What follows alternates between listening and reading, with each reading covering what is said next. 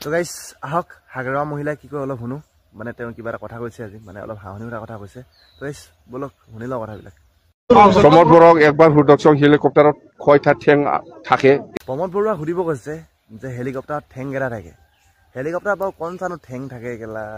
মানুহ মাৰি দিব দেই আপুনি এইটো আগত সুধক ইয়াৰ পিছত কোনে জাম্বা তই ড্ৰাইভাৰক বুদ্ধি চোৱা নাই কিয় মই পইচা দিব পাইছে নেকি কোনে পইচা দিছে চৰকাৰ অহাৰ পিছত মই দিম এতিয়া তেলটো মই ভৰাই আছে কিন্তু ভাড়াটো মই দিব পৰা নাই বাকী গাইস হাগৰা মহিলাই মানে হেলিকপ্টাৰত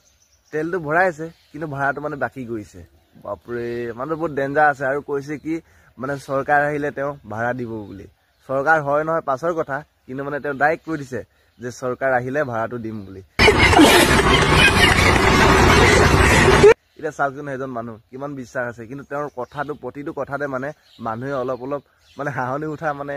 কথা কৈ দিয়ে তেওঁ মানে অলপ জমি যায় এইবিলাক কথাবিলাক মই কৈছো না হাগৰা মহিলা মানে বেষ্ট আৰু এই চালা মজা দিয়ে বে